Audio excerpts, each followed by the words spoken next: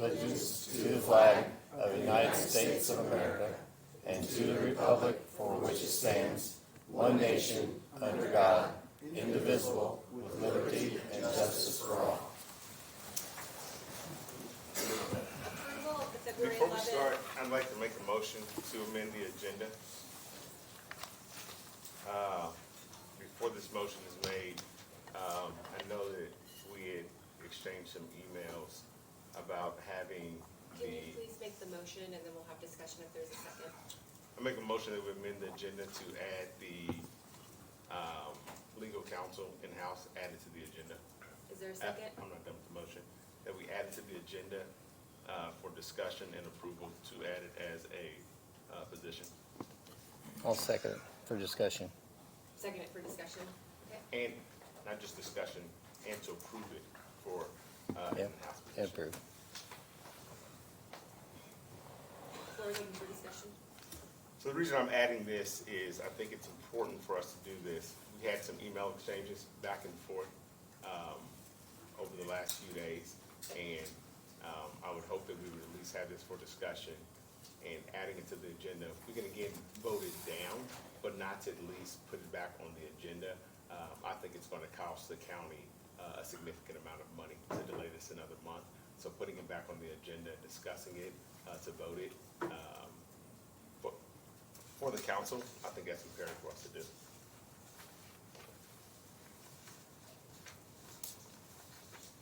You're saying to save money, how are you gonna save money?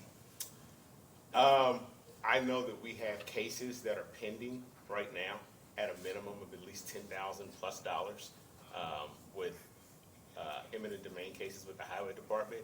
So that's at least at a minimum $10,000, not including other costs. If I'm not mistaken, Nick Parr, is that about right? What we've been told in the past to set aside at least $10,000 for an eminent domain case? Previous council had notified us that, but I don't know the cost. But around that. We've been notified by previous council, that's what it costs to file this. And we can, and I can go into detail about that, but the motion really is to just add this to the agenda for discussion and to vote on it. And I can share that detail later, but it should be added under old business. And historically, we've always added we've always added these items as well. So I would hope that the council would at least consider, in this vote, when you vote on this, it's going to save the county at least $10,000. So again, once the discussion comes up under old business, you can always vote it down if you don't feel that it's worth saving the money for the council. So that's the motion. My understanding is Councilman Lamar's motion was to just table this. There wasn't a specific time frame. No, we listened, we went back and listened. It was just table it.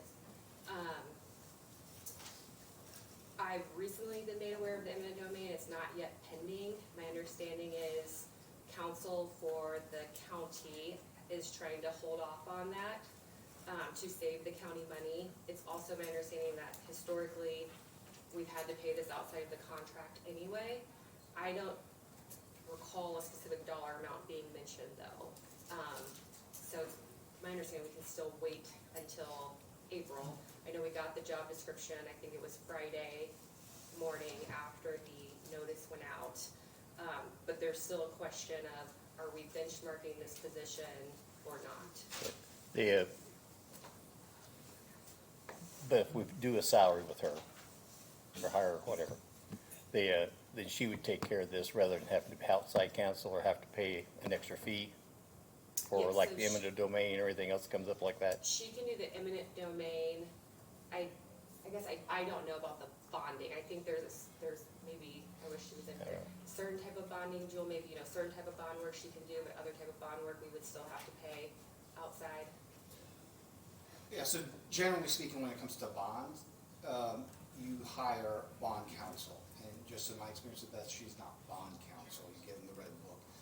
But then there's issuer counsel work, but that's work that's done by the local attorney to attend the meetings and then write the issuer counsel opinion, which is saying that the proper stuff was followed.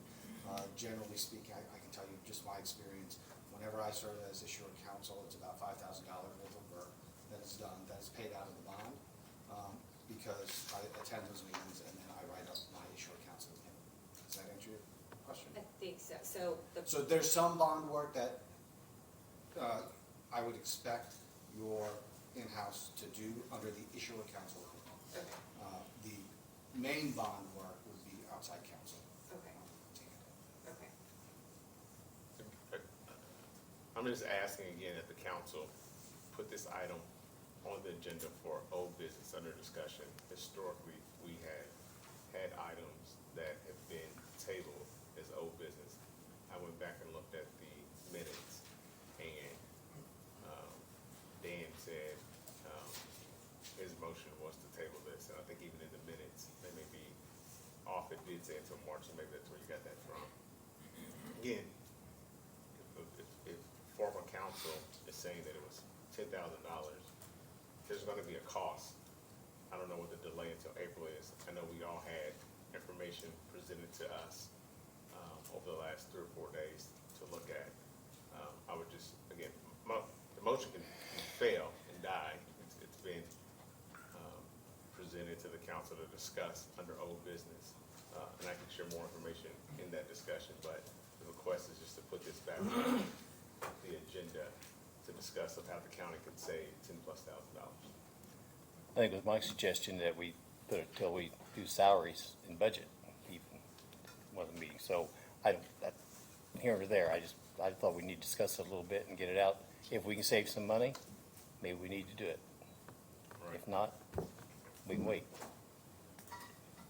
Yeah, one of the things I got back from Beth Copeland was some information to put back into that cost template that I put together for the last meeting, and I got that last Thursday. So I'll be ready to go through that with the council in April. And I think, again, I'd be happy if we just did the whole, I think we've got 3 items coming in April that were on February agenda, or were they on the January? February agenda. So I do think a robust discussion is in order. I think the minutes aren't reflective of what actually transpired. We get to that on the agenda, and I would just say we postpone it until April. I mean, I'm either way. But are you saying then that there won't be any more expense between now and April or May when we put her on? Or if we do put her on? I don't know, it sounds like. That's on my thought. If we can save some money, we save money. If we're not, we can put it off till April. My understanding is they're trying to delay they're Okay. pushing the eminent domain out as long as possible, I believe. It's always the goal to avoid it. Yeah, and it's not pending right now. Also, I believe there is a savings in the contract alone from the former council's contract with the new contract. I don't remember if it's 5,000 or 3,500, somewhere in that range. So there is a savings right now Okay. there. Any further discussion? I'm going to echo what both the President and Madam Vice President have said down there with respect to waiting till April. I want to receive more documentation with respect to the conversation and take it from there. Thank you. Yeah, my motion was to table until such time that we got the necessary information so that we can make intelligent decisions. It was not to necessarily delay it until March.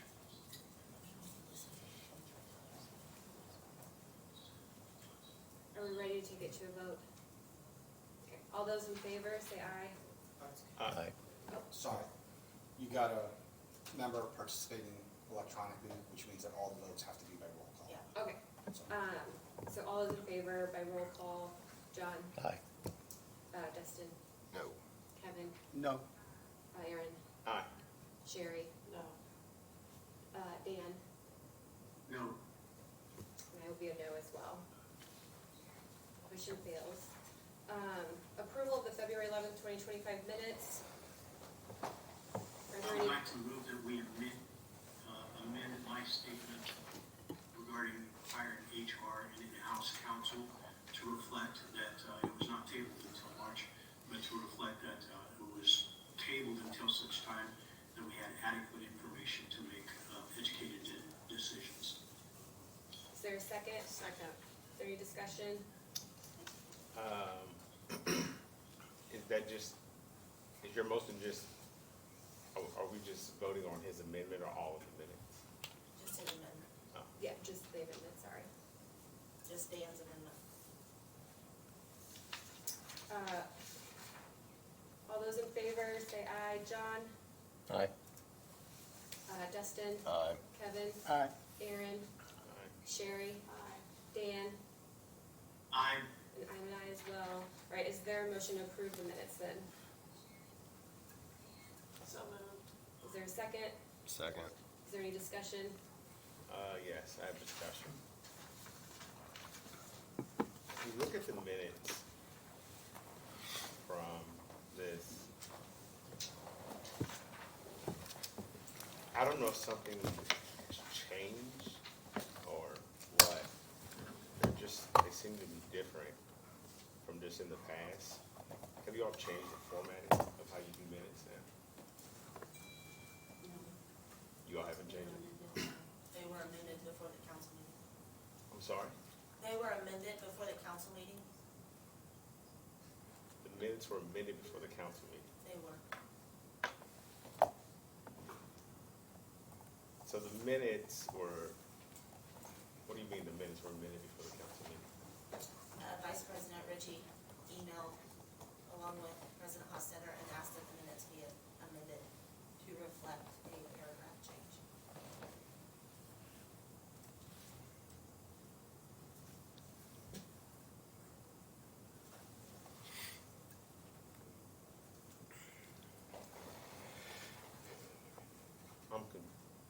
So the minutes were amended before a council meeting. Correct. I don't think that's permissible. Actually, no, I know that's not permissible. So I'm reading the minutes. I was comparing minutes, and I noticed that there just seems to be a change in the structure and the format of how they're worded and delivered. So, did you amend the minutes before the meeting? Absolutely. She sends the minutes every time to Jennifer and I to review, and I did not feel like they were properly reflective of the discussion, so I submitted my thoughts in terms of what was more reflective. Okay. I don't think this is permissible in any setting where minutes can be amended before a meeting. Jewel, I'm gonna, I would like to preface it with two, I don't believe they were amended in terms of things changing. Additional information was added to fully reflect what was happening in the meeting. so, thank you. So I guess where I'm challenged at is, in the last meeting, similar to what Dan just did, we're presented minutes from the secretaries of the council, and we as a board get those. We make amendments as they're presented, and now, I just knew something was off and different because I compare minutes from meeting to meeting, and I'm like, this is different, like, this doesn't sound, no offense, it just doesn't sound, it's Oh, not, no, I was, okay. It doesn't, it's not the normal tone of what you say and what you use. How is that allowed? So, every community kind of does it a little differently, possibly. So, generally speaking, when you talk about the county council, the auditor's office is the secretary for the council. They are the individuals that are responsible for the recording and the documentation of it. So they prepare the minutes. If there are changes to what the secretary is indicating are the minutes of the meeting, then usually those are done in an open setting of the council. I don't know traditionally how you guys have done the minutes. If it's, we send it to president or vice president, they make adjustments, they send it back, and then that is what's presented as the final minutes from the auditor's office or the secretary of the council, or if it's, here's the minutes, and then that's what's normally goes on. I'm not sure that I answered your question. Well, it makes sense. I guess where I'm concerned is that a member of the council had the ability to change the minutes before any other member of the council had it. A motion was just made, seconded. they would have been passed, I don't think we would have been told that these were changed. Because I'm assuming you added your own vernacular. Absolutely. We said on, Which is different from what was listened to. which is Oh, I didn't hear that when I said those, or I think you actually sent them to her. I didn't hear any feedback from either of you as to, I Changing. emailed back and said that they probably need to be voted on at the meeting, but nobody responded. What is the difference? I mean, I don't know. read the difference. I mean, I have no I'm more idea. than happy to take a look. I guess while you're here, I'm so glad Aaron brought this up actually, because one of the things that I've noticed as it relates to the commissioners, there's just a much more robust depiction of the meetings. And I've never sat down to talk to Karen or Debbie about maybe getting a little more robust picture of what transpired, because a lot of people don't go back to the YouTube video. So I think by you bringing this up, Aaron, it's actually a great opportunity to determine if we could sit down and talk about a little bit more robustness to what actually transpired, because I think if the public goes out to the website and says, I'm gonna look at the minutes, if I look back to my other board meetings in public settings, like the school board, there's usually a little bit more commentary as to what transpired, and I didn't feel like the February meeting was reflected as much in these minutes as it could have been. I'm gonna look and see if I can find the paragraph. So again, Debbie and Karen, I'm not suggesting that you agree with that, but perhaps there's a discussion we can have in terms of how to strike a little bit more of a balance in terms of what transpired versus what gets written in the minutes. I think that's a fair point, but I think in that, where those changes are made, they should be done in a public meeting. I think that what Dan did, I think what Dan just did, I think what I've done in the past is, if amendments are gonna be made, if adjustments such as amendments are gonna be made in meetings, they should be done in public. John, I don't know what changes were made, but as the statutory secretaries of the council, whose responsibility is to record and dictate the meetings? So that duty falls upon the secretary, so. The question is, ultimately, and I think this, Debbie, this is really gonna be a determination for you, is the minutes that are presented in the packet should be what your office as the secretary believes is the accurate reflection of the meeting. Correct. And it is And- not.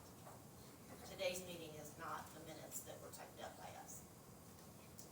Okay, so, and again, I'm not refuting what Sherry's saying.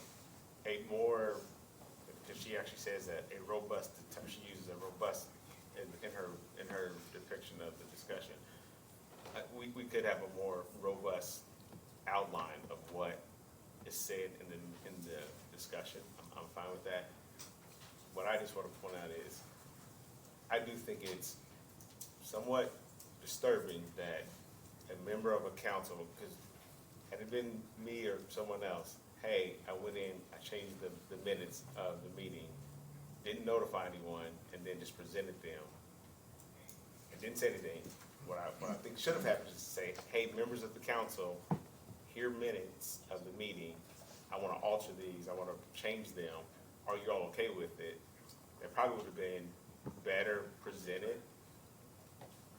I would say that I wouldn't want that discussion. Okay, outside of you're a right. public meeting. Okay, it's fair. But again, I just think they should be done in a public setting in a meeting, even while the public is here and even watching online, and say, we should amend these minutes, or just say, can we have, to Sherry's point, the opportunity to make our minutes a little more robust. And I guess, can I ask a question? There's a difference between the minutes being approved and us saying, here, change this and giving it back, versus here's a draft of the minutes and someone saying, hey, can we add this additional information when it's still in draft form? Yeah, we're getting to very kind of gray areas there, and we're talking about little semantics of words. I'll back it up this way. Every secretary for a body does minutes in their own. There are certain communities that I represent that have a little old-fashioned digital dictaphone, and they record the meeting, and they type up everything that is said in that meeting, and that is what's presented. There are other communities that will go through, take their notes during the meeting, prepare those notes, and then present those as the minutes. I mean, each community does it differently. But the minutes that are presented to this council for consideration should be the minutes that the secretary say, this is what transpired in it. And then if the council wants to then make amendments there too, you have that option. That's why you have the ability to. And the question is always, you know, are there any amendments, or are we okay for the amendments? So I don't know. I don't work on that kind of level with Debbie. I don't review minutes. I don't know the process that her office utilizes for that. I can tell you a lot of it oftentimes is dictated by how busy an office is.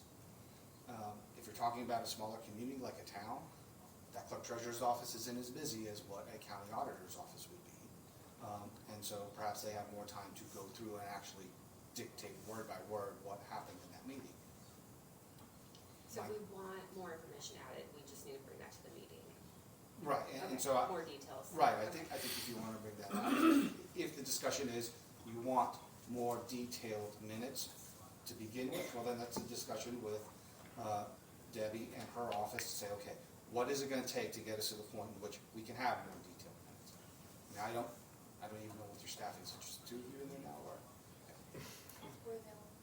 We're the only ones for the council, yeah. Yeah, and, first of all, thank you for the input, and Aaron, thank you for bringing it up, because certainly I don't wanna do anything outside the lines of what is, required and expected and outlined.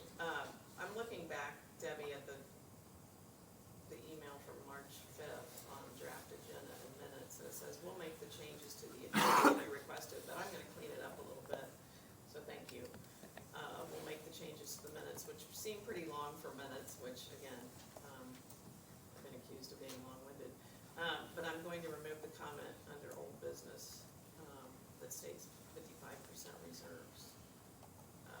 It's a roundabout figure. Okay, so, and then you said Karen will send them when edited. So I don't remember getting a lot of pushback on what I had put. I think you were gonna clean up maybe some of my robust language, but it doesn't appear. Again, I wish we'd have had a conversation before that would have outlined this, because I won't do that again without bringing it to the council.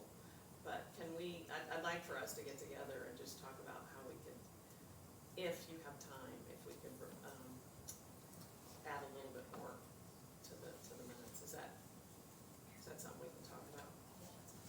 Thank you. You're welcome. I joined that discussion because I think there are tools that are available to help from just using technology that just AI has a tool that would be great, if we could utilize it. Yeah, there are AI tools, and maybe Sean can join that, that'll just transcribe and actually put out a meeting. And then Jennifer, I would ask that if you all are getting the minutes, and you're gonna make suggestions and edits that you send them out to the entire council, Yeah. to give everyone the opportunity to make any edits and changes. So I don't know, I'm not comfortable personally, just because I know we're in discussion.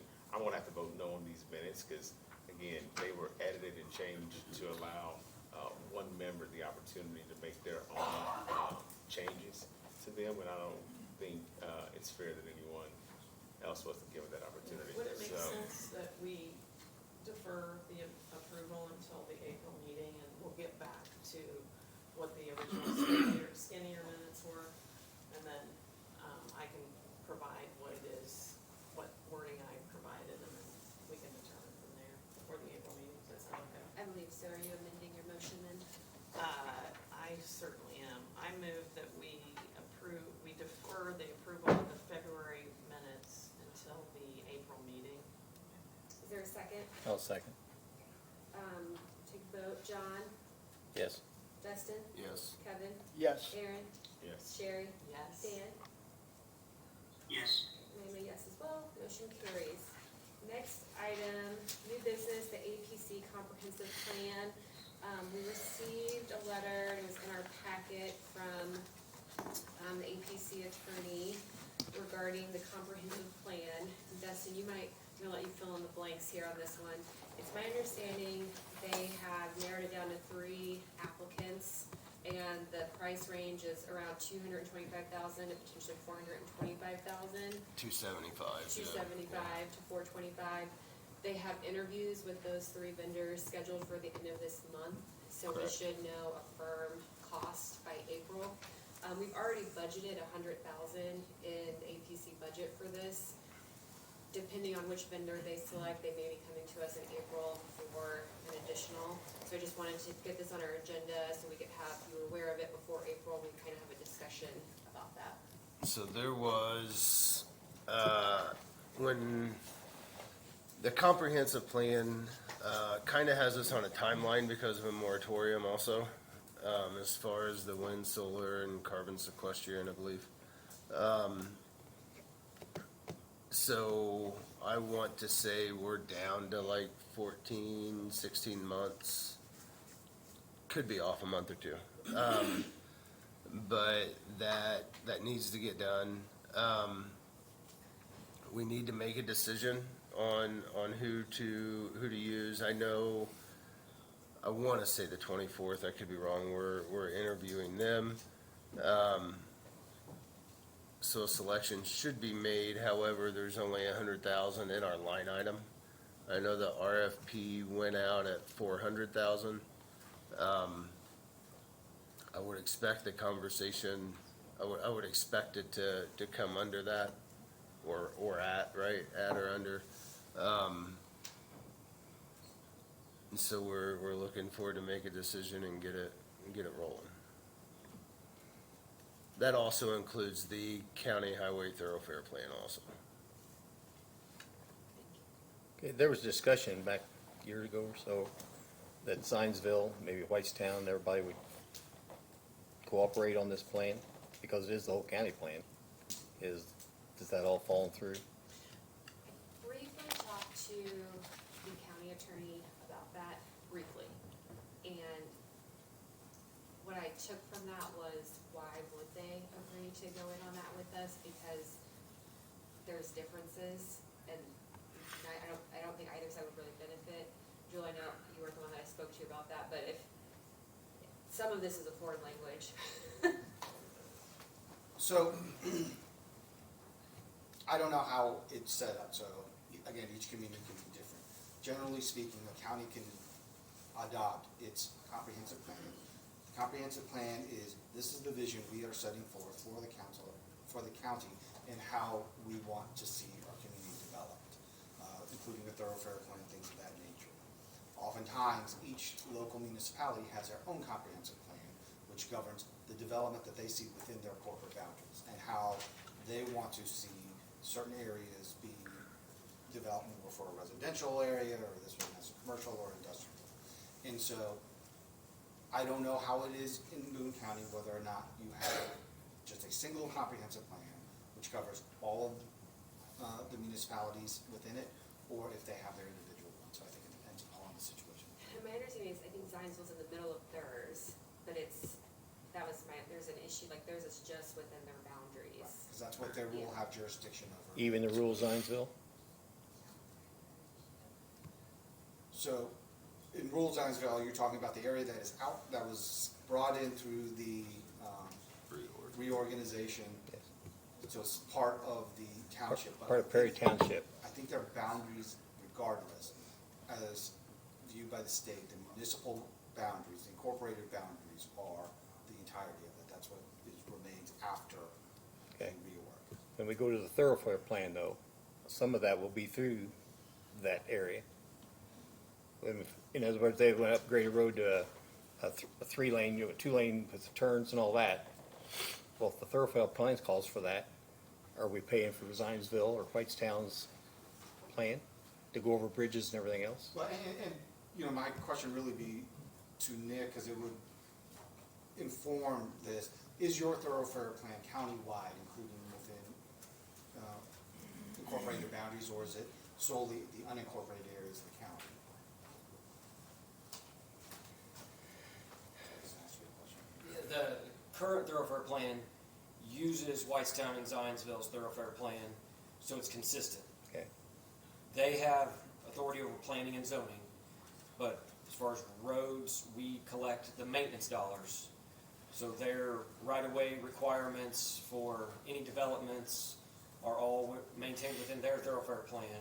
And we chose to be consistent with them, but we don't go and redo what they've already done. Okay. No, it's like 300 South though, you're doing a lot of work there. Yep. And so- you're making a bridge wide enough that could go 4 lane if you needed to down the road. Correct. Well, that's part of like the thoroughfare plan. It is in our thoroughfare plan currently. Yes. For the 146th Street corridor and the Ronald Reagan alignment are both within our current thoroughfare plan that was updated in 2017. But it's in their territory. It is in their planning and zoning territory.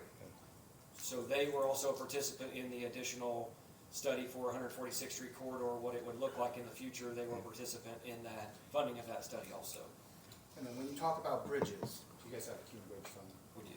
Okay, so when you have enacted a Cuban Bridge Fund, even within the borders of an incorporated community, the county is responsible for all the repair and upkeep and maintenance on bridges and the approaches to those bridges, because you collect the dollars for But that. that's what I'm talking about though, that we're gonna go ahead and make this bridge for them, for their thoroughfare plan and for their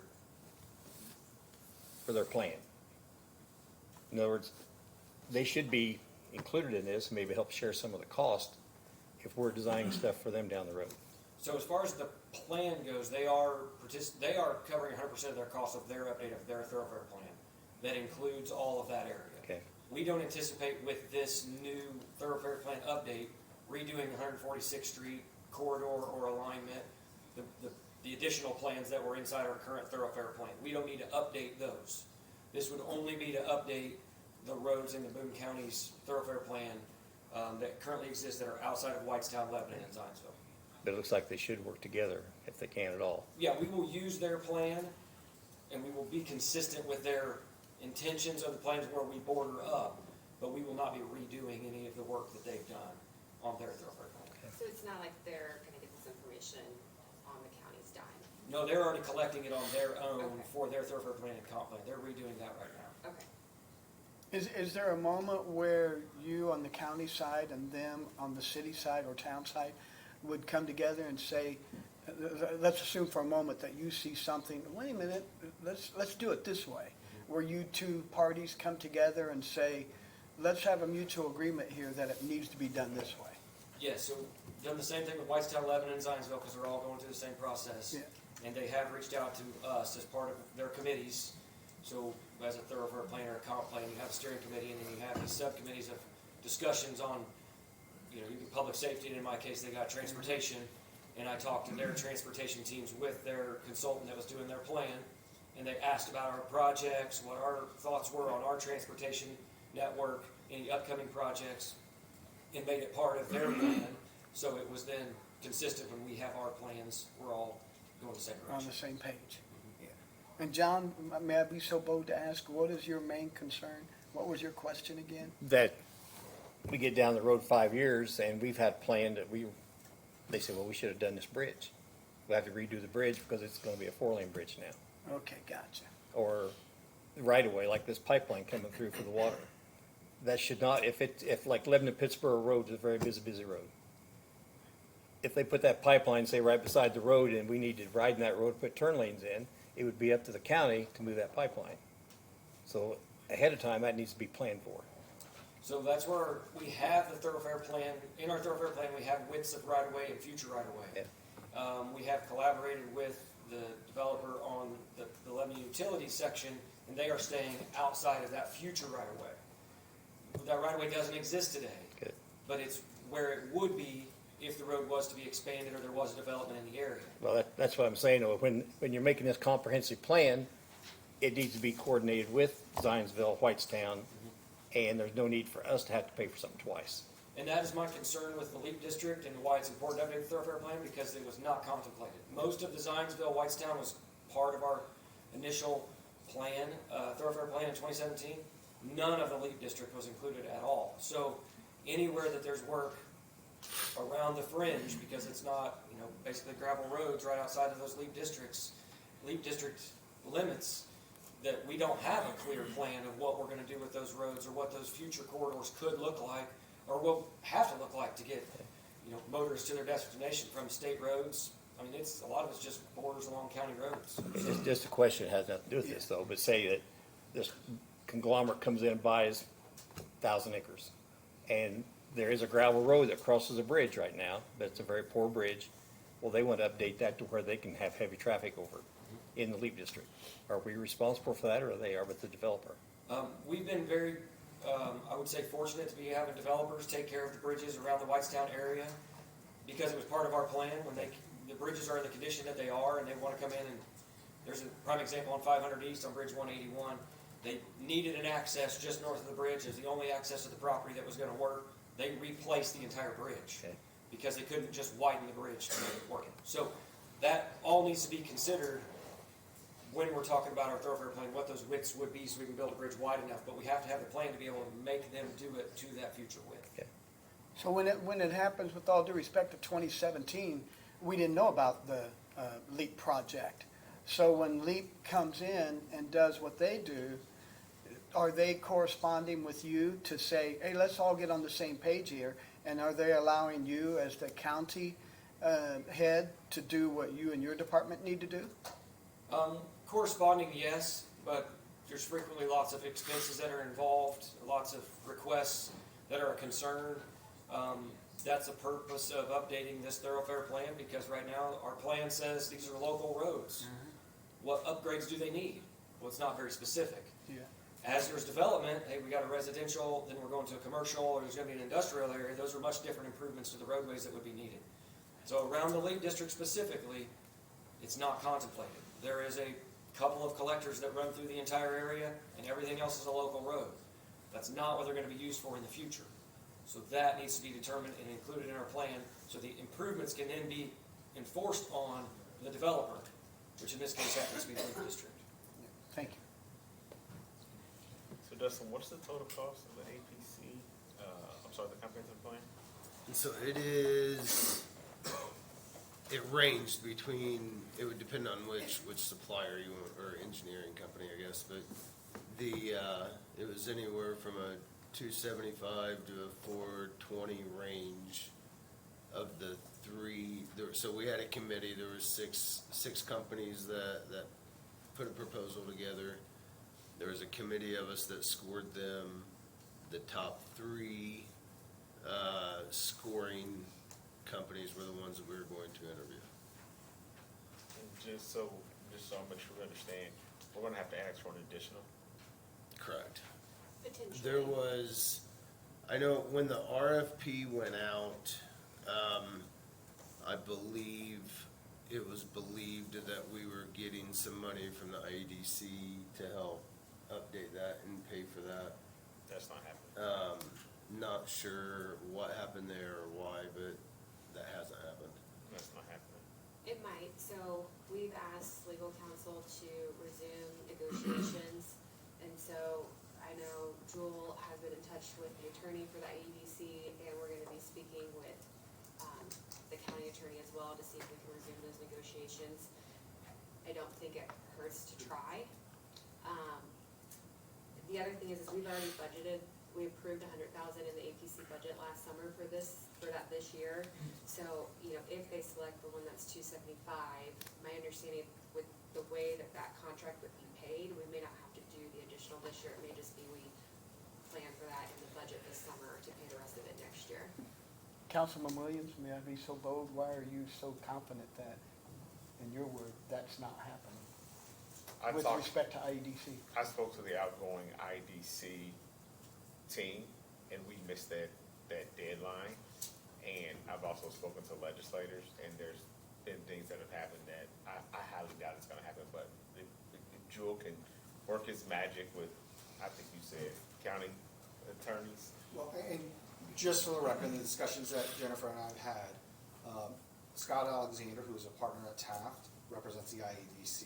And so I'm gonna have to get any waivers in, and I don't feel comfortable in a situation of sitting across the table in that kind of situation, so that I will not be part of that. But I think that is something that Beth would be able to handle in her role as county attorney, because it's for the benefit of the county as a whole moving forward. So just wanted that on the record. But you did, like, I- initiate a conversation with Correct, Scott. correct. I started the conversation with Scott. I'm going to get him in touch with Beth, and then we're going to get the waivers put into place. I mean, let me be clear. I would love for it to happen, but I think that ship has sailed, but neither here nor there. We'll see what happens. Doesn't hurt to try, so if we. Yeah, absolutely. There's nothing for us to vote on this issue, I just wanted us to have that discussion ahead of next month's meeting. So, is there anything further on that? Not unless, I mean, I don't know if John had something to add to it, maybe that I missed or no. Good, all right. Additional requests, Sheriff. Good morning, Tony Harris, Sheriff's Office. Some time ago, a juvenile in court was waived to an adult, but was still a juvenile. When they waived to an adult, we've got to hold them in a juvenile hold facility. That's at $350 a day. What we've learned since then is the original, what we're gonna ask for is $45,000. But we're gonna ask for $25,000 today because that subject was put on house arrest, is my understanding. And as long as they don't violate, this shouldn't be an issue. I apologize for coming in front of you and asking for this. Solutions for the future are work with the council to make sure that we have a line in place for safekeepers so that we're not up here asking for an additional for this. This is out of our control at this point, but the money's there. At least the $25,000 to house the juvenile this time. You don't have to apologize. You worked the knucklehead. Well, but I don't like asking for additionals either. I appreciate that. And it's been a while. It has. We were trying to figure out maybe I twenty appreciate that. seventeen is the last time you had to do Historically, this. after talking to Brittany, she doesn't remember the previous, past two administrations ever doing this before and asking for this. But now that it's brought to the forefront, obviously, we would like to bring it back to the forefront when we have a budget meeting so that we're not running into this again and have that line in place in case this would happen. Hopefully, we won't use it. You guys won't have to fund that. It'll just be a reoccurring every year. Can we, do something similar to this with probation for when they have to send a juvenile to detention facility? Hope they never have to use it, but that line's there just in case, so you're gonna bring this up at budget. Yes, ma'am. This summer, okay. Yes, ma'am. Two questions for you. Are there other facilities nearby that could hold this juvenile that you had MOUs with? Met the Aaron, courts? to answer part of that question, the new facility with the 6 bay in the pre-book-in area, we were told, and I haven't verified this, but I will once the building's complete, I'll bring in the state. I wanna make sure that we don't get any, the county doesn't get any kind of liability for holding juveniles, but I'll verify with the powers to be that we can do that ourselves without any adults in that section, and then hopefully we are able to do that. But I can't tell you that with an affirmative at this point, because I wanna make sure that we do our due diligence in order to house them. Before we do that, we all know the restrictions that juveniles have on them, on housing them. Well, that was the second part of my question is, when does the new facility open up that can house them? But in the meantime, is there a deferred cost that could happen with an MOU with another facility, but it doesn't sound. Historically, Hamilton County has a facility to hold them, but it's hard to get into Hamilton County because they hold their own before they would hold anybody else, understandably so. And we have tried that before, but it usually doesn't work out in our favor. Are there transport costs associated with that too? I'm sorry. Like if we did keep this individual at another facility, are there transport costs? There would be transports, but that would be on the sheriff's office, no different than transporting an adult, and we would take care of that transport ourselves through the sheriff or through the jail. So is the 40, just have me break down the 45,000? I'm sorry. break down your 45,000 ask. We originally requested for 45,000, but because he went on house arrest in between that time, as long as he doesn't violate that house arrest, all we would need is 25,000 at this time. And is that to, just so I make sure I understand, are you asking for 25,000 because you've incurred $25,000 worth of costs? Or are you saying, hey, you've incurred already 25,000? No, Okay. because we've incurred that cost. Okay. To this point, sorry. No, that's, my thought process is, again, him being already in trouble, a knucklehead. The original 45 was to keep him until his 18th birthday, which was in April. Because then he would have been flipped, he would have been an adult. My thought process is if he were to get into trouble and violate his house arrest, you would end up having to bring him back. You would end up coming back to the council again. I'm trying to avoid this coming back. That's all I'm trying to figure out. tracking now. So this person. I know, you got him, okay, you get what I'm saying. This suspect Hopefully has a birthday coming up soon. And if he So violates after once the birthday, they he turn goes to the 18, adult. it's a whole different I get ballgame. it. I'm just trying to figure out, if you've already spent 25,000, you're on this 3-week, please be good. If you don't, Turner got a special place for you. I got it, I'm with you. So you need $25,000. Yes, sir. And Sheriff, that $25,000, So make sure I didn't mess anything up. I'm sorry. I was just trying to make sure I didn't mess anything Okay, up. got it. Would you help us understand, I heard you say $350 a day. What do that $25,000, what does it, how is it used to help this individual get back on the right path? The $25,000 a day is just to house that juvenile. Not The 25,000 a day. $350. I'm sorry, the The $350 a day is what the 25,000 comes up to. Got it, okay. As far as housing that juvenile. What they do with the juvenile in that place at that time is up to. I understand. Thank you. We'll just say it. Brittany, with the sheriff's office. So we have one of our bills here, the January bill is, so for 31 days, $10,850 plus $64.50 for, almost an hour of counseling. So total $10,914.50. That's just for January. So with February to do as well, what we've already got, October, November, December paid. And when this individual goes under house arrest, are they in my house, anybody's house? And does the county still pay for that individual to be there? Not when they're under house arrest, because they're back with their parents more than Okay. likely, and that's where they're at. Again, I go back to, as long as they don't violate, there's no issue, but it goes back to what Aaron says, I mean, you're Got gambling it, with it too, okay. right? Yeah. Our hope is that if the 18th birthday comes, our hope is that he never violates, Sure. Yeah. he or she never violates again, right? That's the hope, but we don't know that, so 18th birthday's coming up, we should be agreeing to that point. Kevin, when Thank they're on house Thank arrest, the costs switch to community corrections, but community corrections there's an agreement in place with, their client, and they pay for like any ankle bracelets or monitoring devices that have to be used, so they Got do have some skin in the game.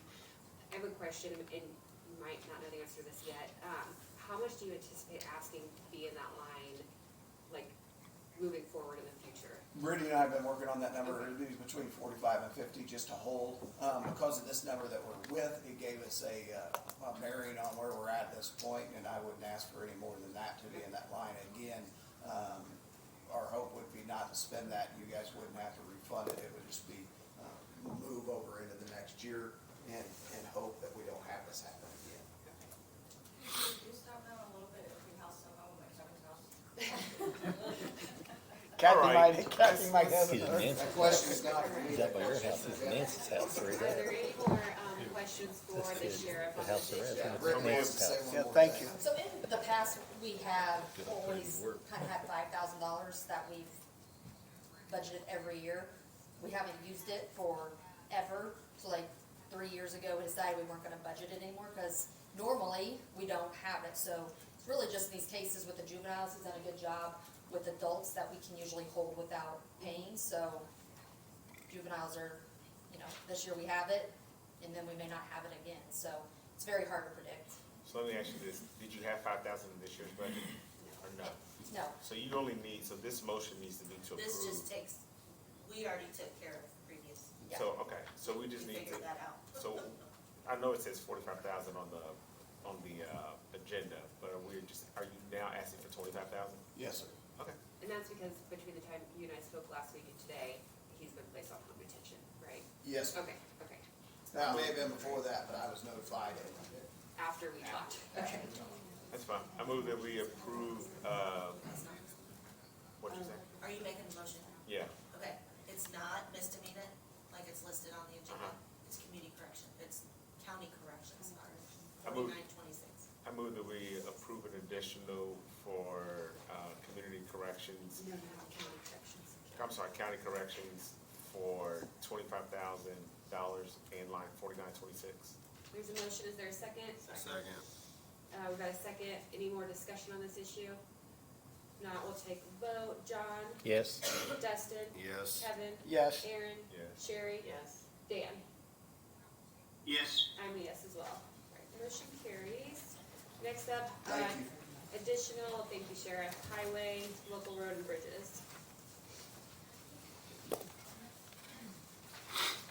Nick Carr, Boone County Highway, sent you guys an email laying out what this additional is for the 91-94 fund, which is a grant fund. We received a grant, we were awarded a grant, Community Crossings in 2024. Had to let the projects for construction and get them under contract. Then we have to ask for the money that'll match 50% of that contract amount. And then NDOT gives us the money, which they have now transferred to the 91-94 fund, and then we have to do an additional to move it to the lines so we can then spend it. So these three separate projects that were submitted were all for asphalt preventative maintenance.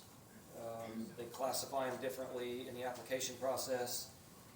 So we have Cooper Lane, Sycamore Court, which are two subdivision streets, and then 850 North by 421, and then 500 East from 32 to 300 South, which is a full depth reclamation project. The total amount of the additionals is $967,529.96. There are three separate awards, there are three separate amounts, and they're going to go in three separate lines in that same grant fund. So we pay 50% of every invoice out of each line. So the request is for an additional, but it's because we can't budget it because it's grant dollars. So we're just moving the money to the line. Are there any more questions for Mr. Parr? If there aren't, is there a motion? So moved. Is there a second? Second. Take a vote, John, Yes. Dustin, Yes. Kevin, Yes. Aaron, Yes. Sherry, Dan. Yes. I'm a yes as well, motion carries, thank you. Salary ordinance amendment, community corrections.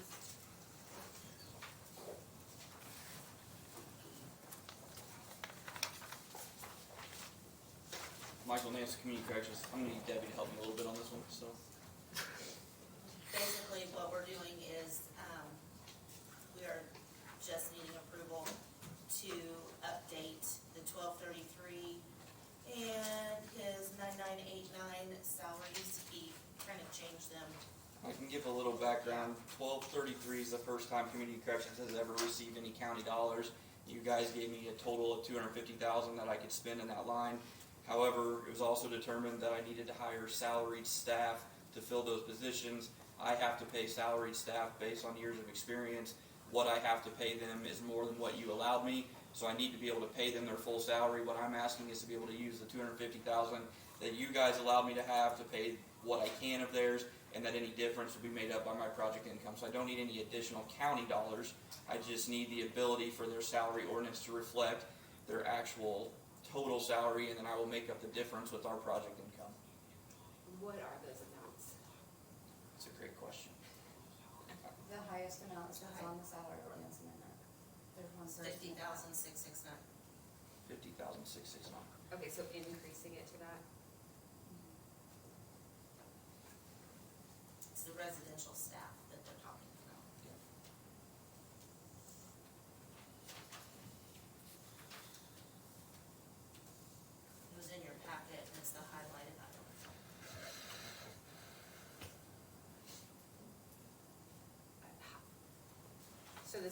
ordinance will reflect 50,669 per 4 residential staff members. Only one That's that the- pay that much, right? But that's That's the max. But that's the maximum. I guess how will the difference be made up? That's like, Out of community, his, from project income. yeah, project income. Cause you'll end up I get it, cause the more you get, it'll just start making up the differences. Right, and in the meantime, until we get clients in there, we have a reserve of project income that I can use to pay. That's kind of built up. Already, yes. Gotcha. I think it's close to 600,000-ish. What is the actual motion, Debbie?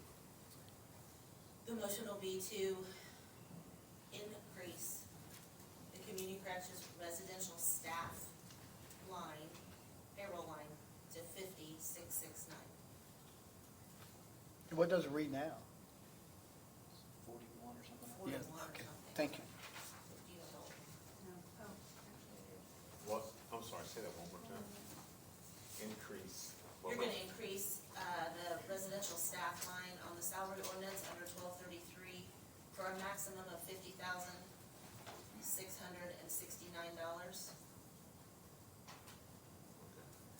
right now it's a 45, 548. Thank you. 45,548. John Dustin. is that, sorry. Oh. But it's times 4, right? It Is there's, It could be, there's only one. There's only getting one right paid now. okay, But you wouldn't actually hire you're not gonna you'll start hiring the others, but you have to build up to that. So, okay, I get it. but the total, I just wanna make sure I wanna make sure it's not just the 50,000, it's for all 4. But you're just building up the line to that, not the actual amount. You're just doing the amount. The maximum amount he can pay any It's- residential staff It's 5669. is 50,669. Yeah. But understanding that still just 45 of that's coming out of Out of county us, dollars. yeah, I I'm get not that. taking any more Yeah, county I dollars. get that. I just wanted to Yeah. make sure we had the right amount in the salary Right. ordinance, okay. At the end of the year, I will not spend more, and I actually will this year probably spend less and then beg you not to take it away from me next year when I have a full staff. But I will not spend more than the 250 that you allotted. Cause that's the max we give you. Correct. Right, yeah, I get that. And how long do you expect these grant dollars to help you? They're not grant dollars at all. It's Not grant dollars. project, it's the dollars that our clients for wearing an Oh, ankle okay, bracelet, got it. it's what they're paying every day. Yeah, thank you. People don't do the crime, then.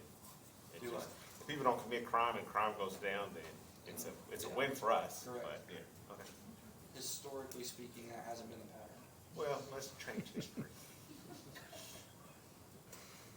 Any further questions? Is there a motion? Move to increase the residential line to 50,669, not to exceed that. Is there a second? Second. Okay, I'll take the vote. John? Aye. Dustin? Aye. Kevin? Aye. Aaron? Aye. Sherry? Dan? Aye. And I'll be an aye as well.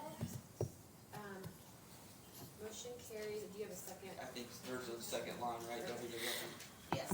But let me ask you, I just want to get to that vote. And how do you handle your annual pay increases for just salary, We just reflect the probation officer salary scale. and then use that as the Correct. benchmark? Okay. Yeah, because we're hiring degreed staff members who have to go through the Okay. CSAM's credentials. They basically, on paper, have every single qualification that a probation officer has. The difference is probation officers work for the court, community corrections case managers work for the advisory board. And if we don't pay them comparable, I will never have a case manager staff. As soon as they had the opportunity, they would jump to the probation side because of the increased salary. You're capped at R250 at some point with cost of living adjustments and everything. We're capped at how much we can keep increasing, even though you have project income. Correct. There's gonna be a point where a conversation will have to happen of like, all right, does that increase? But again, we're limited, so you have to figure that out. I just always before, like with the grant dollars, it's been, they'll give us kind of a base number and it really never changes. And then any difference, we have, but it makes sense because if I have more clients and need more staff, then I have more project income coming in. That's what I'm saying. So I don't anticipate ever having to come to you and ask for more than that 250. Right. Because once the residential center opens, if we really are able to get some people in there, I mean, we could hire double the staff, which we're gonna need, but we can pay for all of ourselves. Because you'll have the project That's correct. Money coming, all right, thank you. Community corrections, the grant 9989, you just moved some salaries around. So we are updating the AD program director to a maximum of 72,000. And then we also have to move all of that into one line, wasn't that part of that as well? Was paying it all out of that same? That was already on. That was Already already, done, okay. yeah, we already did that. Debbie, And then sorry. field coordinator. I thought this was, they had to pay out of two different funds, and we just needed to switch, I thought that's what your email said, we just had to switch the fund that it being paid from. Like, I had to alternate which fund that they paid from. I think with these people, we submitted this paperwork showing they're being paid out of what I put on this salary ordinance. And then in the month of January changed it, so that's, Okay, we just okay. realized that got changed. Okay, okay. So we need to, maybe it was February, so we just need to change the salary ordinance to reflect what he's. I think basically when I did this last summer, I was anticipating having to pay some of them out of project income, but there's actually enough grant dollars available that I need to pay them out of these funds so that I can spend all of my grant dollars. Okay, so these are just grant funds? Yes. Okay. So are you moving the director, is that what I heard? The director changed, so I had to move it because it's a new person. I have to have it accurately reflected in that grant that the drug court coordinator is paid out of the drug court grant. Okay, I can't pay out of, a person who's no longer the drug court coordinator out of the drug court funds. That's not above board. so then, what, so we're moving them to what, 9989? So 9989, the program director will be a max of 72,000, and field coordinator at 75,000. You got that one? Is there a motion? What was the field coordinator? 72. Field coordinator 75. Go for Dustin. Jump in there. Yeah, jump in there. So I was writing notes, do what? I was doing notes, I promise. You got that motion? I move to bump those to the set, we're just moving money to that other account, right? To increasing the amounts to 75,000 and 72,000, To 999. to 899. 999. Out of, Daggone it. Out I of wrote nine. that one. Out of 998. All right. Out of 988. No, 9989. Do we have to put this in the minutes? You were getting pretty confused on it. Out of, yeah, I'll catch it. Out of 9989. Out of 9989. There's a motion, is there a second? Second. Thank you, John. All those in favor, John? Aye. Dustin? Aye. Kevin? Aye. Aaron? Aye. Sherry? Dan? I've written that down 12 different ways. Motion carries. Thank you. Can I, 10 seconds, what the sheriff just requested, obviously the county never wants to spend more money, I appreciate the sheriff saying that, but I would like to point out that roughly 6 or 7 years ago, the juvenile detention budget was roughly $400,000 before community corrections got involved and started housing as many of those as we can, and I think now that's 75,000 a year. So I know it's unfortunate to have to shell out the extra 25,000 for this one instance, but I just want to support myself and my staff in saying we are saving you roughly $300,000 a year by keeping all the other ones on home detention as long as we can. Appreciate And it. no, they're not allowed to just be in your house. They have to be in their house. Gotta do whatever fits. Okay, thank you. Thanks, Michael. Okay, title change for commissioners. I could try to comment on this. Are you not doing it now? On the what? Are you doing this one? I just didn't know if you were doing it. You know, is anybody, you got it? I can try to comment on this. I guess this is what my understanding is. I think Tim's online, so if he Oh, can, sorry. or I thought he was online, if he can correct me if I'm wrong. So What'd you get? what was the executive administrator, that is what the job description is. That is what the job description is the compensation study. But on the salary ordinance, it says admin assistant / secretary. So they're just asking that the job title be corrected in the salary ordinance so it matches across the job description, the salary study, and the salaries ordinance. I believe, Sorry, I misunderstood you on that. Okay. Zoning Officer Commissioner. Yes, it's to change the title. I thought it was a salary ordinance, and I'm sorry, I misunderstood you on that. So yes, it's to change it from what you just said to not being an assistant title to the administrator. We had done that a couple years ago, but I guess we never had changed the title. We didn't realize that until now, so we need to take care of that.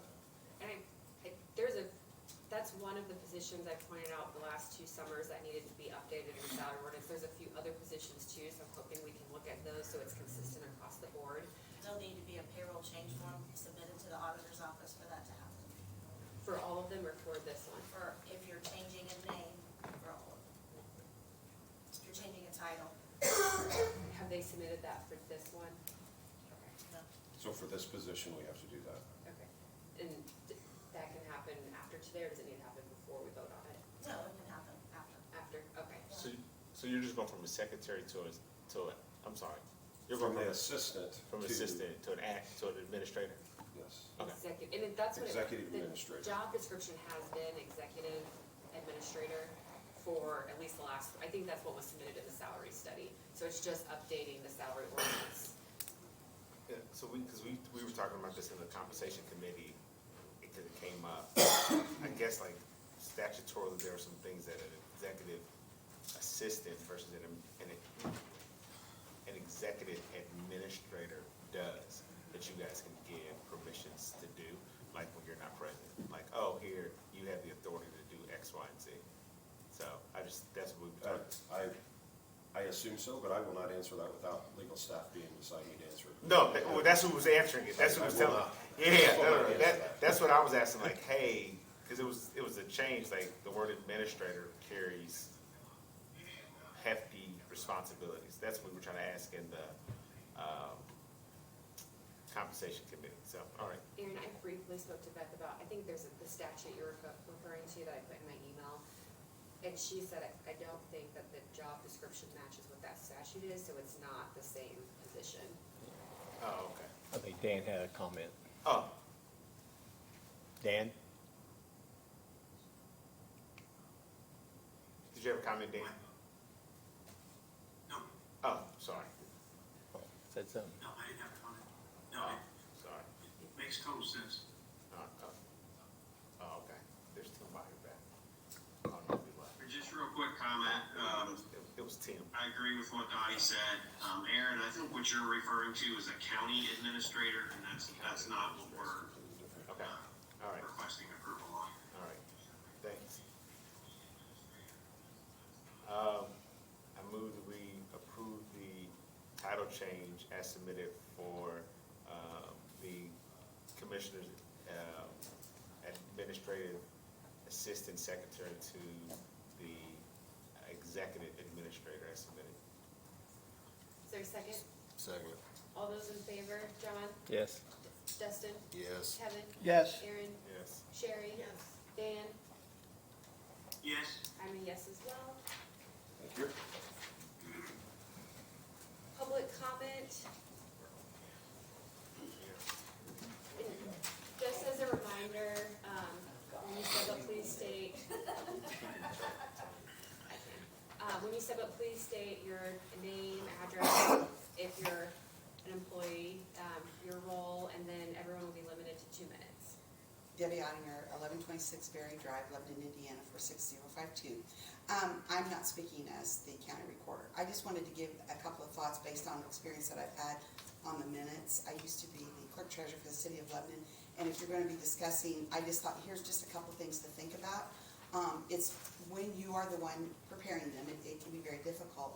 For the city of Lebanon, when I served, we had basic minutes, and I understand more detail, but with more detail also comes more,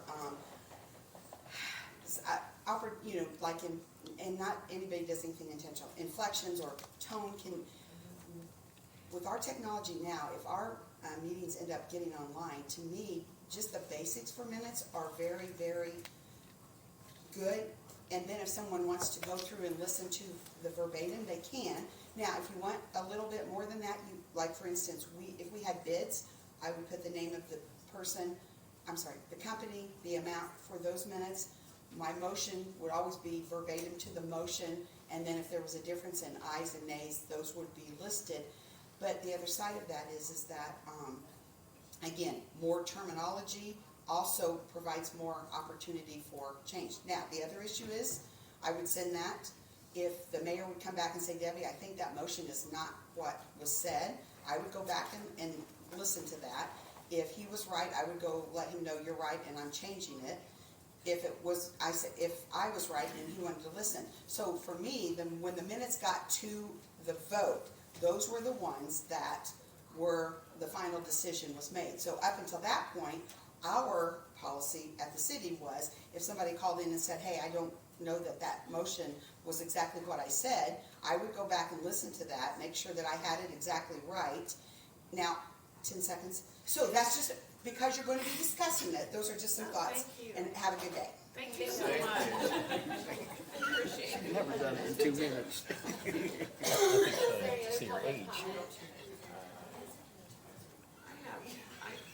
I have, I'm sorry, somebody else talking. Look at the rules. Before you go on. You can start. Can you guys hear me okay? Oh, it's Tim. Okay. Can you please state your name, just so everyone else knows, And address. and address? Yeah, Tim Byer, Commissioner. So I'm a little bit confused by the, decision not to hear the, county attorney position. When this idea was first brought up by Scott, I did a little bit of basic research and found that, in 2022 through 2024, the compensation to the former attorney was almost $1.1 million for the same scope of services that Beth would provide as an in-house employee. And then she's done her own research since then, for 4 years, and the former attorney was compensated at over $1.4 million. So, that's a savings of about $150,000 per year, and as much as $200,000 per year, depending on which year you look at. So, I don't understand. We've had items on the agenda today asking for additional money, yet we don't want to talk about items that are going to save money. I would like to remind, I realize Dustin is new, but I would like to remind all of you that you received notices from the people last year. You may want to pull them back out. One of them was called Notice of Fiduciary Capacity as Public Trustee and Agent of the People. And another one was Notice and Point of Clarity regarding the people's supreme power and right to lawfully instruct government services. I would suggest to you 5 seconds, that Mr. you've Byer. already agreed. I would suggest to you that you've already agreed to all the terms. Your time is up, Mr. Byer. I'm sorry, I'm gonna have to cut you off. It's been 2 You minutes. might want to pull them out Mr. Byer, it's been 2 minutes. and review them. Commissioner Byer, it's been 2 minutes. You might want to pull them out and review them.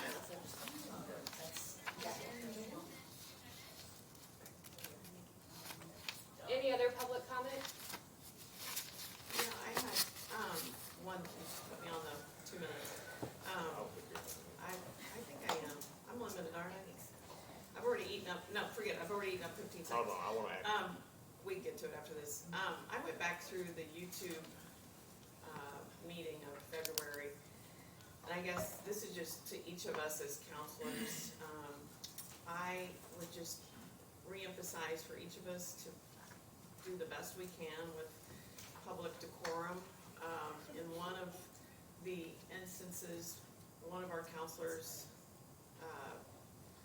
had said that the prior commissioner counsel was a liar. And again, there were lots of different passions. The thing I love about this council is everybody's invested and feels strongly about serving the community. But in this litigious environment that we sit in, I just think that we need to be careful about libel or defamation of anyone and anything. And again, I'm looking in the mirror when I say, let's all try to do our best in terms of public decorum. That's it. What did you say And I that don't happened think again? it's just council meetings. I think it also refers to commissioner fees. Mr. Van Horn. And is there any other public comment? Yes, I'd like to say something. With all due respect, Councilwoman Sherry, if you were referring to me with respect to the commissioners' meeting last week, I did not call anybody a quote liar. What I said was somebody lied to me. I wasn't, Well, Because no, I- it's big fat I liar. wasn't Got talking it. about you, I was Hold on, talking about. hold Big on, fat, hold on, big fat hold liar. on, Debbie, Mr. Van Horn. hold on. Yeah, Go ahead. and that's my comment. Is there Yeah, thank you. any other public comment? And I did apologize to the president and the vice president. I wasn't talking about you. Yeah, okay, thank you. Any other public comment? Were you about to say something, Jewel? Not if I don't have to. I'd asked the question, are we limited on council on comments, on timing if we have questions? So, again, the general scope of public comment is for comments from people who are not of this council to address this council and bring things up for you to consider. It is not the normal course that, at least in communities that I've represented, where the council offers comments in public comments. There's usually a different thing for council comments to wrap up a meeting. Is there any, and you just go down the line, Councilman Reiner, Councilman Bucket, it's kind of thing like that. But, so, in those settings where you have councilor comments that you want to bring to address for the council, it is, normally those are not limited because that is your meeting. You can control the time, location of speech for your meetings, and that's what you do for the public, for them to address you. Does that answer your question? I don't know that it did. Yeah, I was trying to figure out if we were gonna be gobbled down or told, nope, you can't speak or comment, but just for public comment, I get that, we have rules of procedure for the public, which I get, but I didn't know for council members, like, all right, you're done, you can't, that's what I was trying to get an understanding of how that worked. So, yeah, So I'm limited or not limited to 2 minutes? Technically, if you're going to bring it up under the public comment section, then the rules for public comment is 2 minutes. Good. And what I'm saying is that normally, unless you're speaking outside of your capacity as a councilwoman, that those, for you to address the council is different than the public to address the council. So if I want to address the council, are you gonna ask the I think council? what he suggested was maybe adding like a council comments to our agenda. Yes. And I'm happy to add that. Yeah, so you can either add a council comments to the agenda, so you have something, you wrap up the meeting, which allows all the council to speak. The other issue, I know that you've got the form for the agenda itself. If there's an issue that needs to be placed on the agenda, that form can be filled out, so it's an actual agenda item to raise that issue. Okay. My guess would be that the council comments then would be reserved for those things that fall beyond the time that the agenda was created. If something Okay. comes up during that. So your suggestion is if a council member would like to address some, or like, would like to discuss something at our meeting, have them fill out the agenda request form. And get on the agenda, but if an issue arises after that agenda is prepared, Mhm. then you have that council comment Okay. section. It's kind of like one of those emergency things, if the agenda's done and somebody has to raise something. So that can be raised. since we don't have that in place today, and this is something that we're discussing now, and we've done this in the past where the council's been able to talk and address, are we willing to let council members not be limited in time? Because we've never limited the council at the end to address the council and speak. Are we now about to put a little time limit on council members? I was trying to strictly, I don't know if we've ever really strictly enforced our procedure on the 2 minutes, so I was trying to be consistent with that, but if, I was willing to let the council speak more than 2 minutes. Yeah, so if it is in public comment, then the 2 minutes should apply. If you're going to open up kind of a council comment section, then that really is because you don't have rules set up locally right now for the chair of the meeting to preside over. But generally speaking, it is difficult. Just as a practical purpose, and when you look at the political side of it as well, that you have to look at because you are elected officials. I would be concerned if you're trying to limit comment for counselors that are raising an issue for this council to consider to a time limit, because it may take more, and you don't want to limit the decision and discussions that affect the taxpayers of the county to a 2 minute. That makes sense. So it'd be better to have a council comment section on our agenda. That's separate from the one. Okay, but we should use our best efforts to get it on the agenda and not just use the council comment section to. Correct, because if it's on the agenda, then people know it's coming, then they can start thinking about what and how to address it. Okay. So can I have an opportunity to speak to the council without being limited to 2 minutes, since we've done this in the past, and we're going to create a new rule? I think that is a determination of the chair on the. Oh, I'm asking Jennifer that opportunity today. I know we've never limited to 2 minutes, and I was trying to ask Sherry, like, I don't think we're limited to that, and Kevin, but if anyone else wants that opportunity. I would appreciate the opportunity to just address the council for at least 5 minutes. Okay. Is that okay? Are you all okay with that? I think I gave Karen a quick presentation. I didn't have the chance to print it up. I know other members of the council would normally print up a document. I just have a quick, something I can share on the screen. It's in a PowerPoint. If you go to the presentation mode at the very bottom, all the way down to the right. All the way over, keep going, right there. Yep, click on that. All right, so we have some items removed from the agenda today. I just want to highlight these really quick. So, just hold on for a second. So we had an email sent to us, just click one. We had an email sent to us on March the 6th about the agenda, and that's typically done on a Thursday. The legal counsel position wasn't added on there. I sent an email back asking about that, why it wasn't added.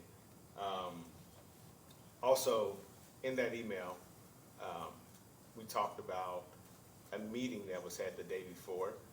The council president and vice president had that meeting with the president of the commissioners, Scott Pell, and Jennifer stated in that meeting they were able to discuss extensively the in-house counsel position, HR positions. They were on the agenda, and they had a really productive meeting with Scott Pell and Beth Copeland, and they were able to discuss these items extensively, indicating that what was discussed at that meeting, was potentially not having this item on the agenda. However, these items were asked to actually be taken off the agenda before that meeting, from what I understand. I did go meet with the auditor's office to ask, just to get an understanding, hey, why aren't these items on the agenda? So the actual item to be on the agenda for the legal counsel was taken off prior to this discussion. So I do have concerns with that. And with that, it just seems like this, I don't know, maybe this is a premeditated decision, but the council was sent this, hey, we had a meeting with the commissioner, president, and the legal counsel, and that was done. So if you go back to the email, when I asked, why this was done, we went back into the motion being made by Dan Lamar, and the actual motion, if you look at the video, kind of to what the recorder said, Dan Lamar's motion was, I move that we leave it as a contract position at this time. And that was the motion that was made. Historically, items that are made as a motion are put back on as old business. Jennifer said in her email that she received an email from Beth Copeland at 11:01 with her job description. So that's before the timeline that we received. So that item was received on Thursday at 11:01, and the council has released an agenda to the public on Friday. So we had 4 full days to review and ask for questions. So if you go ahead and click through the next item. I asked in the meeting, what was going on, and Jennifer said she was having difficulties. Actually, she said she was struggling to get details from Commissioner Pell. So if you go ahead and click again. I then asked in that meeting last month, what exactly do you need in order to vote on this? That was my exact question. Again, you can go back and look from this. Jennifer stated that she required a full compensation package, including the salary and the full suite of benefits. If you all remember, the HR coordinator was standing up here at the podium and confirmed that all employees receive the same suite of benefits. The PERF was brought up. The auditor confirmed, that she could get that information. And it was asked again from the HR coordinator by myself, would you please get this information over? We were talking about what the perf benefits were and what that range was due to the salary as well. If you can go ahead and click one more time. The other piece to that is I wanted to know what information was requested, by the president to get this information from the HR coordinator. We had a full month. So was there any work done? Hey, did you get this information? Did you request it, knowing that this was going to be on the agenda? And also, in addition to that, Jennifer stated that the position needed to be ranked and graded on the compensation study. So you've heard in discussion today that these items need to be done for multiple positions as well. And I think what's challenging with this is we've had a compensation committee that many people have heard about and talked about. So this is just something that is not new, but we have a compensation committee and we talked about this. You can go ahead and click again. Items, again, as I said, have been added on the agenda. So we needed to make sure that we got that. Again, I want to go back really quick. We talked about the compensation committee in detail at the last meeting, and Sherry had even asked, do we have a compensation committee? And I had mentioned if you would just give me a little bit of grace to finish this. Yes, we do have a compensation committee, and I mentioned in the last meeting, not only do we have a compensation committee, I stated we actually have a meeting scheduled. The sheriff was sitting there, and I said he just confirmed that he could actually meet. And Sherry said, I think we should send this to the compensation committee. We did meet with the compensation committee, and the job descriptions came up, and Dustin Plunkett actually brought this specific item up about the legal counsel. So again, items have been added to the agenda up until Friday, and the agenda has been amended, as you know, digitally up until the day before the meeting and also at the council meeting, as I did earlier today. So you can go ahead and click one more time. Table items have been placed on the agenda as old business, so I don't understand why it was removed. You can click again. And then, again, I'm just trying to figure out what information was asked and due diligence was done, and you can click one more time. The cost savings for in-house counsel are very clear and evident, so these things should have been added. So the former attorney, as we found out, was receiving taxpayer health pay benefits that cost $44,000. This information was shared to us from a legal analysis that was done. So again, I don't know what other contractors or vendors were eligible or have received this or are receiving this. So I'm looking to find out this information. But again, this was a benefit that was provided where he did pay, so I want to make that clear. He was paying back the employee portion, but it cost $44,000 to the county to be able to do this. So that's what we're going to be able to say. Go ahead and click again. Bond counsel fee. So this is something that came up earlier today. It's called the issue of counsel. So this is when, if you click again, bond work was actually done by Ice Miller. So we paid them separately to go out and do all of the bond work. So they went and they done it. And the issuer of bond is where they go out and do the bond work, and then our in-house counsel basically drafts the letter. Sometimes the actual firm that does it will send the letter for you and say, hey, just sign off on this. It says, yep, the regulatory statutory requirements were done, and the letter was, signed off. That cost us $85,000. That's outside of the normal counsel fees of what we pay. So that cost us $85,000 for, again, not having in-house counsel. So that's another savings that we would have. That was, again, by a contractor, having a contractor. Now, again, this was a counsel fee for reading the work and signing off on it. Go ahead. None of this would be charged if we had in-house counsel. I've just got a few more bullets. The eminent domain cases that Nick Farr brought up, $10,000. Again, this is information that he shared that he was told by former counsel. That's what should be set aside of what could be done. If you click one more time. I know Sherry brought up last time the cost for overhead and physical space. I did ask for a call with the commissioners to say, hey, how do we determine this? And Max Mendenhall said there's no way to actually calculate this when we don't do it for per employee. So I think that's a zero cost to us.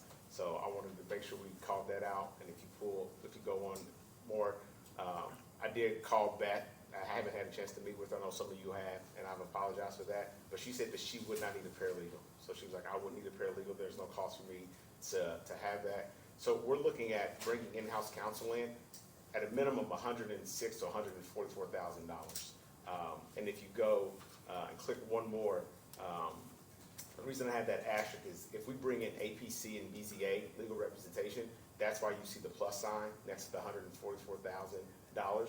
So historically, the representation that the council has had for the county, that same attorney has been the legal representative as well for APC and BZA. So historically, we've done this.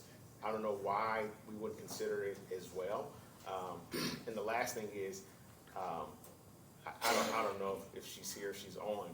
I know that Beth sent an email to everyone asking more than once, here's all the information, here's the cost savings. She didn't ask once, but she asked twice, are there any questions? Here's all the data, here's all the information. And I don't know if anyone on this council reached out to Beth directly and asked her, do you have questions about her analysis that she brought up? So she brought this to the council, and we've had multiple days to look at this, to call her. I did call her because I had questions. I was like, this doesn't make sense, and I thought one of her numbers was off. But again, this is why I made the motion at the beginning of the meeting to put this back on the agenda, because it is costing us money. We have an opportunity, and we talk about, like, let's collaborate, let's work together. We had an opportunity to be able to do this, and we didn't, and I think it's going to cost us more money. So that's all that I have. Thank you for the opportunity. Thank you. Are there any other council members that would like to comment?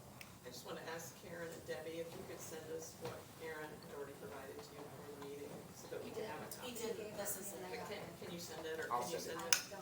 it? Thank you. I'll send it. Just give it to me. Just and I'll gonna send it. provide a brief comment on that. When it comes to like adding or removing items from the agenda, a draft agenda was provided to me. I did not put any of those things on there, so when you imply that I'm removing things that have been approved, that is not accurate. And they were removed before I met with Commissioner Pell and Beth Copeland, and we discussed that. As far as the information that Ms. Copeland provided us with the cost savings, that was provided on Friday at 11:07 a.m. after our agenda had been posted. In speaking, there's been several comments both from you and other individuals about amending the agenda or adding things agenda up to like the day before. And briefly speaking with our legal counsel, agendas, we don't do this, and we've never done this, should be approved like a week before our meeting. I'm not asking that we have it the full week before our meeting. I'm asking that all those requests, and this is not going to apply starting in April, but all those requests be to us the Monday, the week before our meeting, so that we have enough time to look into that stuff and speak to our legal counsel if we need to.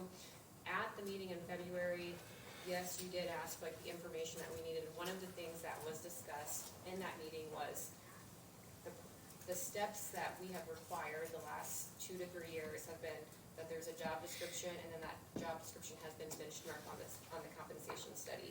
So we need to figure out, is that what we are going to continue to require moving forward, or is there going to be a new process? And we need to communicate that to the department heads and the elected officials so that they know how to come to us for a new job position or a salary change or a job description. So that's all I wanted to say. Yes, thank you. I want to add something with respect to the minutes. And please forgive me, I do not remember the details. This was probably 2 years ago, and I'm not going to speak for anybody else except myself. There was a comment in the minutes that I had read, and I knew that there was something written in those minutes that was wrong, that just need to be corrected. So I made a phone call, and those minutes were corrected. And again, I didn't ask, some of you weren't even on the council at that time. But the minute was corrected.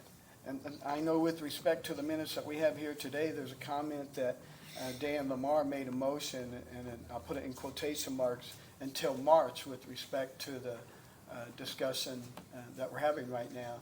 And he didn't say until March.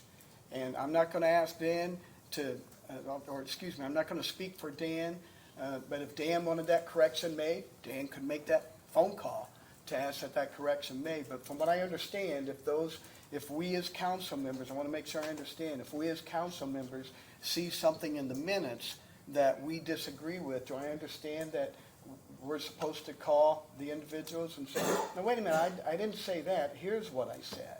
Is that the way we're gonna handle this? I believe what we've been advised to do is do that at the meeting. Yes. So the record, the minutes should be the record as the secretary prepares it. If a council member believes that something is absolutely misrepresented in the minutes that have been prepared by the secretary, I think you could reach out to the secretary and say, I think you missed this. Debbie and her staff can go back and look at the meeting, because you have them recorded, to see if it's, and so it, but the document that you are voting on and presented to you at the meeting should be what she has indicated, this is what the minutes are from that meeting. And then you then consider it at that time.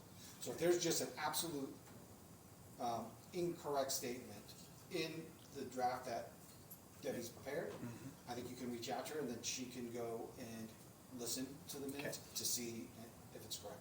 Okay, thank you. It's kind of like what Debbie was saying earlier. She didn't just change it for the mayor, she went back to see, is that what the actually was said at the meeting? I understand. And then we would change that, or vote to change that at our Well, I meeting. think then she could make the corrections and then present that to you as, these are the minutes, and then if there's changes that you want to make to that, that should be done after the meeting, as a- or amended minutes. The minutes as prepared should be prepared by the secretary for your consideration. That's her memorialization of what occurred. So for today, it will be what occurred today. That is her document that you are approving when you're adopting the minutes or amending the minutes on the record. Any further council comment? Okay, is there a motion? I'll give that motion to dismiss. I'll second it. All those in favor, John? Aye. Dustin? Aye. Kevin? Aye. Aaron? Sherry? Dan?